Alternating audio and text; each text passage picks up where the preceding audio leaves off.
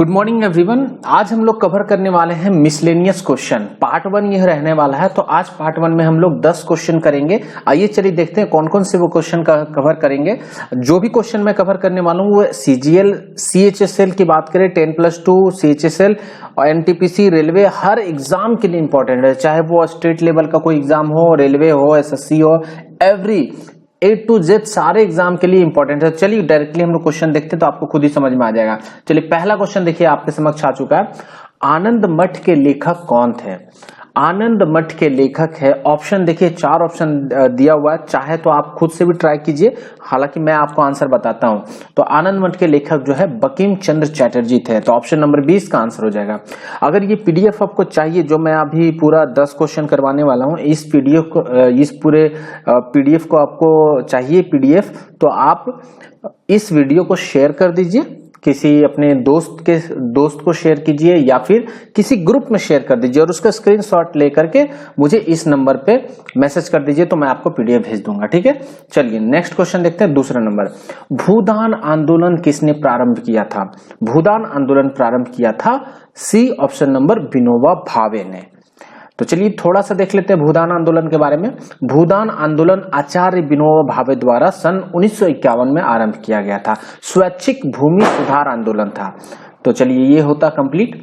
तीसरा नंबर है, life divine पुस्तक के लेखक कौन है? तो लाइफ डिवाइन पुस्तक के लेखक अरविंद घोष जी हैं। अरविंद घोष महान क्रांतिकारी थे, बाद में ये स्पिरिचुअल लाइन में चले गए। तो इसके बारे में पूरा कभी अगर मौका मिले तो अरविंद घोष की जीवनी मैं लेकर आऊंगा। बहुत अच्छा, बहुत पढ़ने लायक है, इसमें पढ़िए। और अरविंद घोष के द्वारा बहुत सारी किताबें लिखी गई, इतनी सारी किताबें हैं, करीब मोर देन 10-15 बुक्स लिखा है इन्होंने। तो उन सारे बुक्स को भी देख लीजिए एक बार, हो सकता पूछ लिया जाए किसी भी एग्जाम में। तो लाइफ डिवाइन पुस्तक लेखक अरविंद घोष जी। अरविंद घोष जी का जन्म बंगाल में हुआ था। पहले ये अंग्रेजों के विरुद्ध क्रांतिकारी थे, लेकिन फिर बाद में ये स्पिरिचुअल लाइन में चले गए। 1950 में इनकी मृत्यु हुई थी पौंडीचेरी में।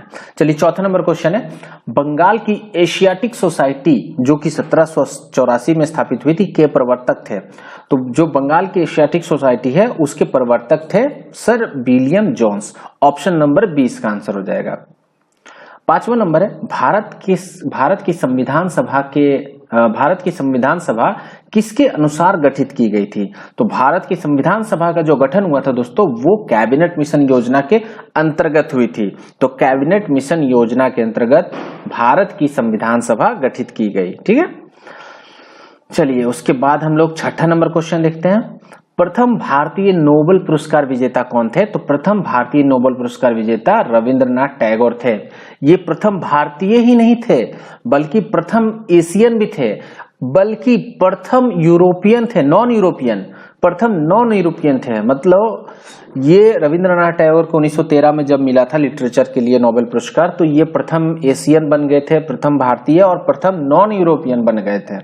ठीक है, और रविंद्रनाथ टैगोर बंगाल के थे, आप सभी को पता है। इसके अलावा रविंद्रनाथ टैगोर ने भी बहुत सारी किताबें लिखी है, बहुत सारे बुक्स लिखे हैं। इसके अलावा जो 1913 में रविंद्रनाथ टैगोर को नोबेल मिला था, उसके बाद सीवी रमन को मिला था, फिजिक्स के लिए मिला, और एच खुराना को भी मिला था जेनेटिक साइंस के लिए, और अमर्त्य सेन को इकोनॉमिक्स का मिला था, आप सभी को पता है। ठीक, तो ये हो गया 6 नंबर क्वेश्चन कंप्लीट।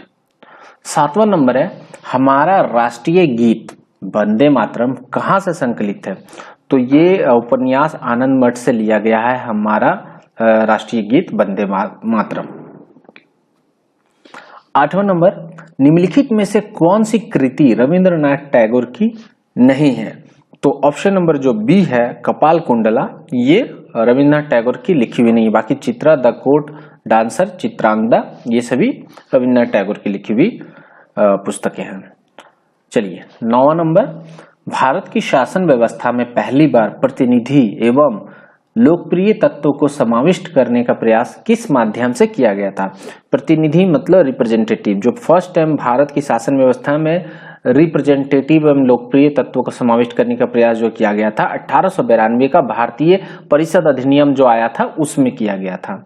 चलिए आज का लास्ट और 10वां क्वेश्चन है, किस गवर्नर के कार्यकाल के दौरान 1921 ईस्वी में कलकत्ता में विक्टोरिया मेमोरियल हॉल का निर्माण किया गया था। तो ये आंसर हो जाएगा रीडिंग के कार्यकाल में निर्माण कार्य पूरा हुआ था।